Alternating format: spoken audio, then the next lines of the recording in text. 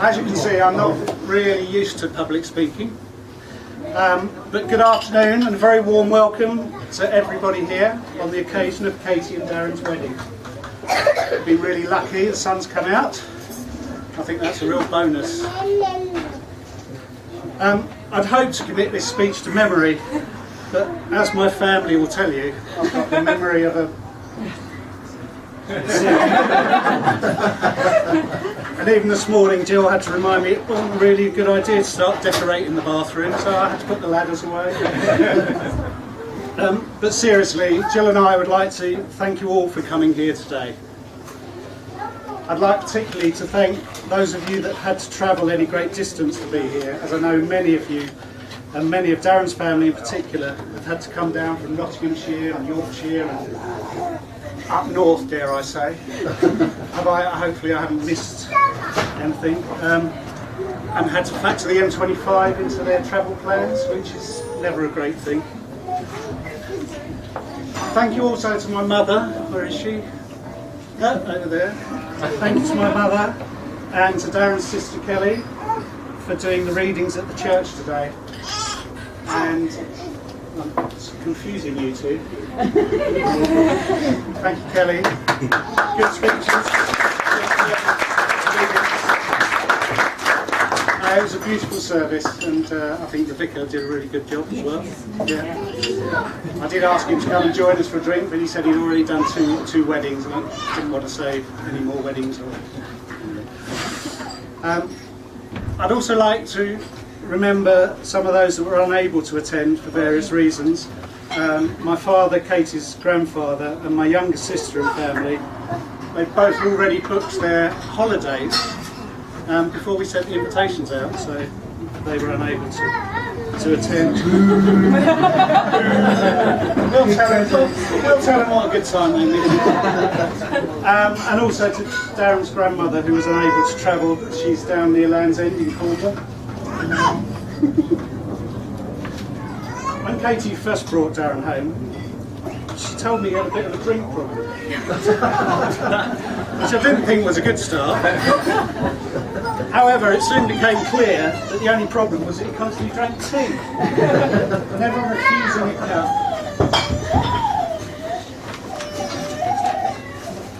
Well, Darren, welcome to the family. And now, as part of the family, can I just say you're most welcome to use the kettle whenever you've got and make us all a cup of tea.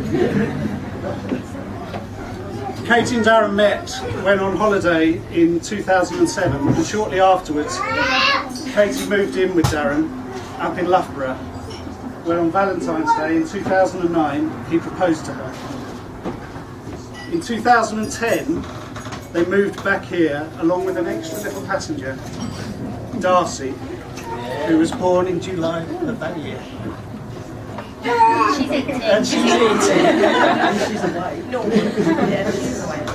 How time flies. It's hard to believe that they've been together over 5.5 years, and Darcy is fast approaching her 3rd birthday. I remember when Katie was almost 3, having to take her to hospital to get a bead removed from her nose. So careful with those sweets, because I don't want to repeat the performance and I don't want to have to take Darcy down to the hospital today. So no sticking beads up the nose. That's what Mummy does. I'd just like to say how beautiful Katie looks today. And how lovely her mother, her sister, and her daughter, and really everybody. I would say the same for my son Tom. He deserted me and went to live in Scotland, leaving me with all these women talking about nothing other than weddings for the past year. Good move, Tom. Wish I'd come with you. Now, Katie, as you know, it's my duty to say a few words about you. Sorry, I'll start that one again. Now, Katie, as you know, it's my duty to say a few words about you to amuse everyone here today, to embarrass you, make you cringe, and possibly make you cry. But before I do, I'd like everyone to know how much hard work Katie has put into organising today, as well as making the invitations, the order of service, the table decorations, which are splendid, and feel free to dig in and take a few sweets home. There's plenty there. I haven't finished. She's also very bossy. No, whenever we go out for a meal, she doesn't like leaving anything, and she makes me finish it up. So don't leave too much today because there's a lot of plates to empty. But yeah, with a lot of help, advice and assistance from her mother, her sister and friends. So thank you everybody. I thought that the sweet theme was particularly good, although I think the top table perhaps should have changed to lozenges or maybe strepsils. Unfortunately, everyone's been suffering with colds. I'm sort of standing back. I haven't had it yet. I'd also like to say a thank you to my friend John, who agreed to be the official photographer with his partner in crime, Mark.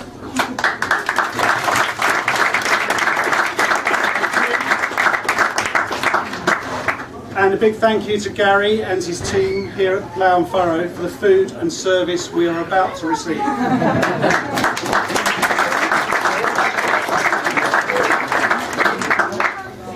When Jill and I got married back in 1980, we went to a shop in South Norwood High Street called the One Stop Wedding Centre. They did that all for us. Well, I think our house has been the modern day equivalent, but hopefully you'll agree it's been a total success. So far. So what can I tell you about Katie that won't embarrass her too much? I haven't finished yet. I've only just started. Yeah, oh yeah, that's As a child, she must have tried everything going. Dance classes, gymnastics, trampolining, windsurfing, canoeing, swimming, and brownies. Although I think she would rather have been a cub, as she just pointed out. At the time, she went through a phase of having her hair cut rather short and wearing trousers. She was a bit of a tomboy. She even played football for the local school football team, and briefly for Reigate Ladies. Girls. Okay. Another talent she keeps quiet about is her skill as a radio DJ. Kind of helped with that. Finish, you keep touching it. Let me speak. It's the only chance I get. She worked voluntarily for Red Hill Radio at East Surrey Hospital. In fact, I've still got the pass and it lets me into the car park, which is really handy. And she took a DJ's course, and part of that course included interviewing one of her friends on Susie Radio, which is a local community radio station.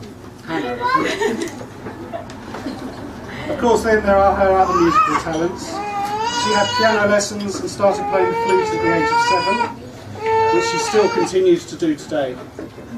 She also tried the saxophone and the clarinet. Tried. And tried very hard.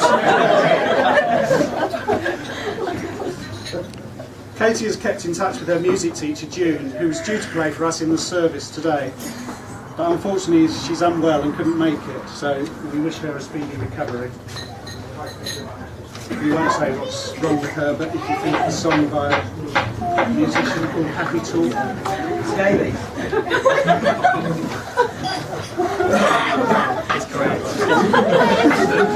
No, it's not correct. We can't also let her forget her performance as Oliver in the Nupfield School musical. Maybe she'll give you a rendition of Who Will Buy This Wonderful Morning, or make us all cry and sing Where Is Love? She knows where it is. In case you missed it, there's some DVDs available at the back of the room, and I think there'll be a clip on YouTube soon. Talking of which, I hope I don't see this speech on Facebook, Twitter, or any other social media sites. Katie, your mother. Katie, your mother and I are very proud of all your achievements and wish you and Darren much happiness for your future together. So please, would you all raise your glasses and join me in the toast to the bride and groom, Mr. and Mrs. Holder. Thank you.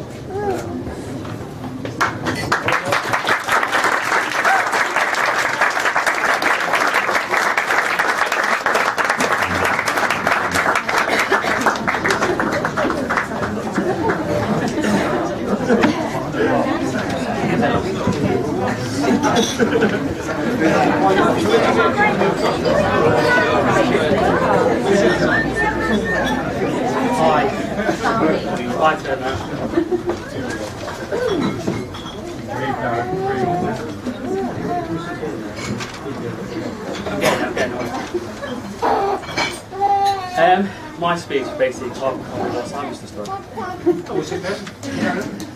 I'd like to thank you for your kind words. Thank you. They might be horrible.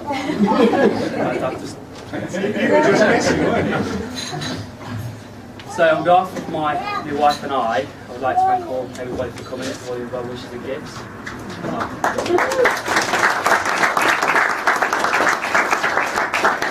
It's lovely to see so many of our friends and family here today.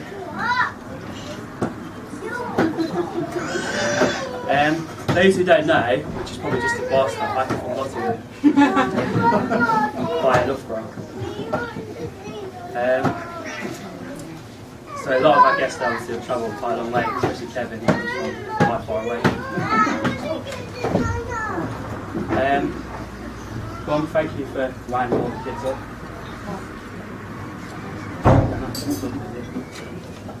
As you can see, they're a lovely bunch. Give them 5 minutes. Simon, James, thank you for your hard work and dedication.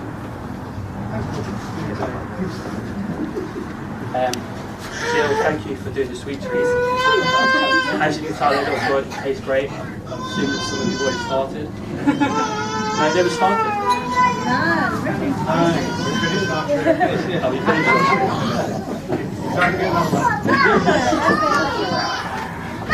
And now it'd be grateful if you could all raise your glasses to the bridesmaids, Darcy as well. I'd like to thank Emma for being head of styling and beauty. As you can see, she's done a beautiful job. And then to Darcy for looking beautiful, being quiet and very well behaved. To the bridesmaids.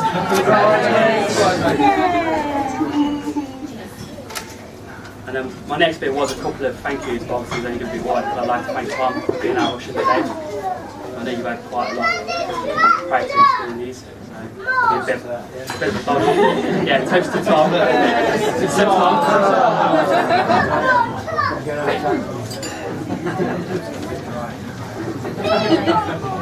And then I'd firstly like to thank Katie for agreeing to marry me more than many years ago. Quite a long time ago. And for making me feel very happy. I'm the happiest man in the world at the moment, as you can tell. And obviously if I could have seen her, she would have took my breath away when she walked down the aisle because how gorgeous she looks. But unfortunately I couldn't see that, you got to be first. And obviously, yeah, like Simon said, she's put a lot of effort in today. And she has done a really good job, especially with sorting out the cake. That's quite a good job. If we could all stand. I'd like to raise the glasses for Casey for being my wife. It's okay.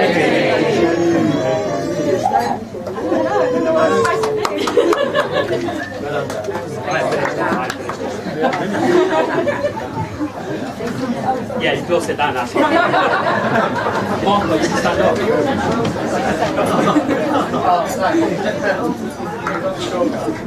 And now to the serious bit. I've known Jez, my best man, for nearly 20 years. And throughout that time, he has been there for me when it matters. He's always there with an encouragement word and a welcome cup of tea. But things are going back there. But I'd like to thank him for all his help in organising the stag do and for being here today. But most of all, for being a true friend. And now I can stand here all day and tell you old, boring jokes, stale jokes. But unfortunately, I believe that's my best man. So hopefully you all laugh. So I'll hand you over to James. Thank you very much.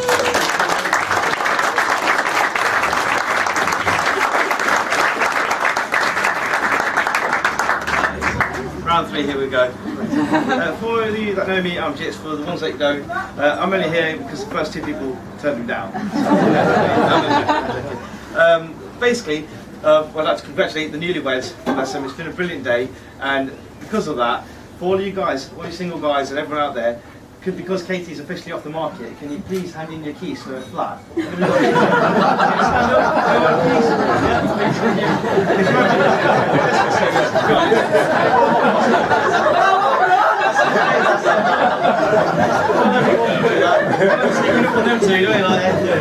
Thank you.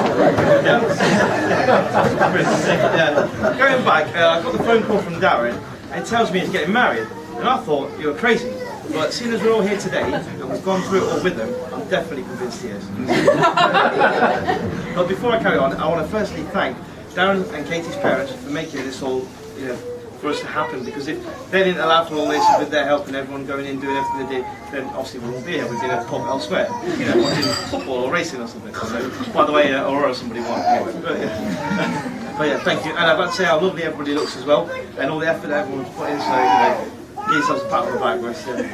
Let me tell you, Darren, you are one of the luckiest guys out there, and Katie, you are beautiful and gracious and kind for understanding males. I must say, Katie, you do look absolutely stunning, and Darren, you'll do. But on a different note, I've known Darren for the best part of 20 years, and believe it or not, we actually met on the football pitch as an offside team, so it went well there. He has always been a great friend to me, truly, and I have to say, when he told me he was getting married, I almost didn't believe him for the fact that he's always joking around, prattling around. But after knowing what he's found in Katie, and the fact that he wants to spend the rest of his life with her, it just truly says how special she is to him. So, well done to you, Katie. You truly took his heart, bless him. If anybody needs any more than that, then obviously you just have a look at them. Because when you look at them, the beautiful couple, you can tell by the way they look at each other. The way, even if they're across the room, you can see how they actually catch each other, and how Darren's hand is like a homing device and finds his way past Katie's backside. Every time. Darren has always been the friend that I could ask for, and if he is as half as good a husband as he is, a friend, then Katie, you're in luck. You'll have nothing to worry about, bless. So, I'd like to give that a toast anyway, and also for the fact that holiday romances, you know what I mean? This is a brilliant example of holiday romances. Holiday romance. But ladies and gentlemen, if you'd like to raise your glasses and your wallets, please. And I'd like to make a toast to a truly brilliant friend and his amazing new wife. I wish you both the very best. May your troubles be little ones and your big promises be massive. All the best for the very future. Thank you. Thank you.